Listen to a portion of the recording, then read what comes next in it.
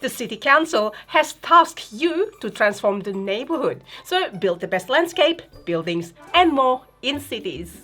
And today we'll be teaching you how to play cities, game designed by Phil Walker-Harding and Steve Finn, and published by Devia Games. And hello everyone, it's Stella. And Tarrant from Meeple University. Alright, let's get to the classroom.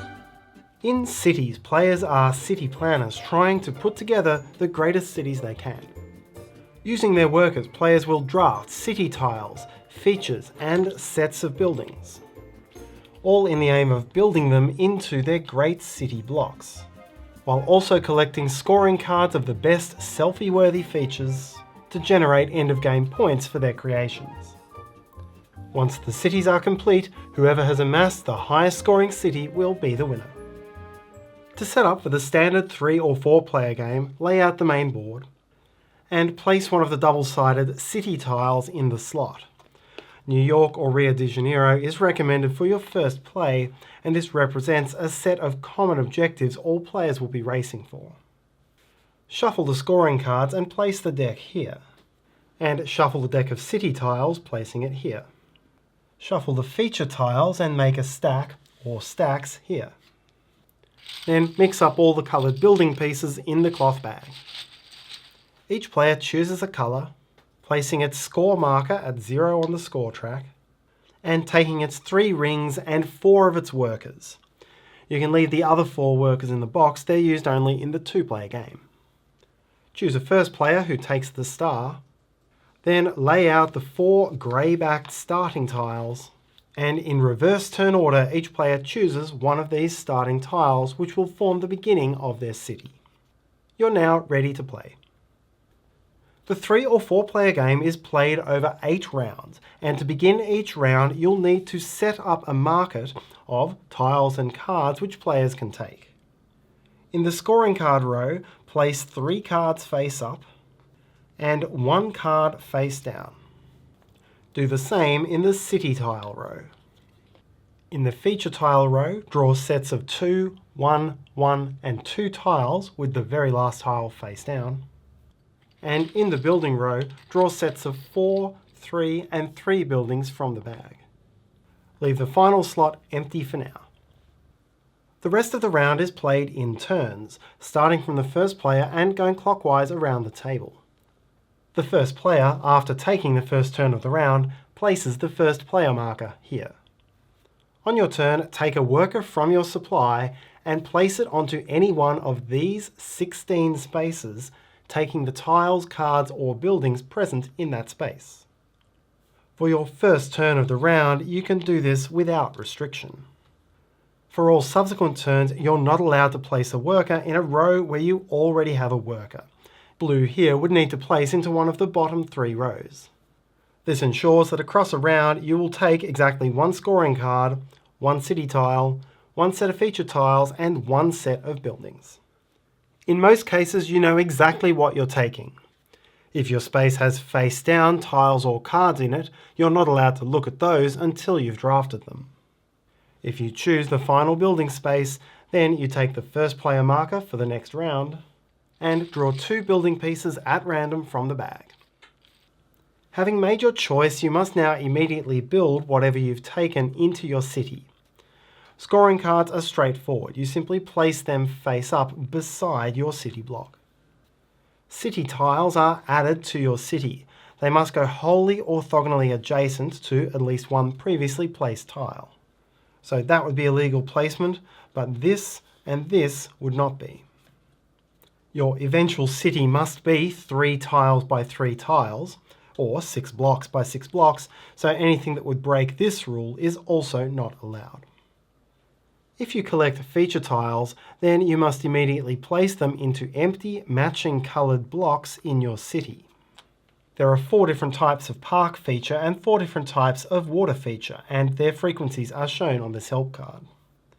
Generally speaking, you'll want to keep matching types of features away from each other, since each orthogonally adjacent area of park and water will score for every different feature within it.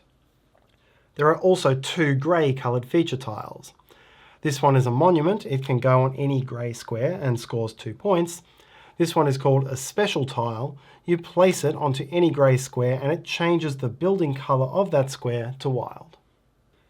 Finally, if you take building pieces, place those building pieces onto matching coloured squares on your board, or on top of previously placed building pieces of the same colour, but only up to a maximum height of 4 pieces. On your turn, if you ever gain a building piece or feature tile that you either cannot or do not wish to place, then you can discard it.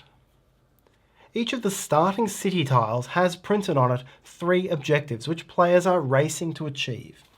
If at any point on your turn you meet one or more objectives, then mark those objectives with one of your rings. You will score the number of points that you mark, and so this is very much a race to achieve the best objectives first.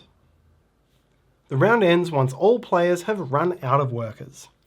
In the 3-player game, there will be 1 thing left unclaimed in each row, and you discard them from the game. At 4 players, the rows would already be empty. Players will retrieve their workers, and you'll move to set up for the next round by dealing out new cards and tiles. Whoever drafted this token will take the first turn next round. The game ends after 8 rounds are complete, at which point each player will have a 3x3 city. Count up your final scores. Each monument tile is worth 2 points.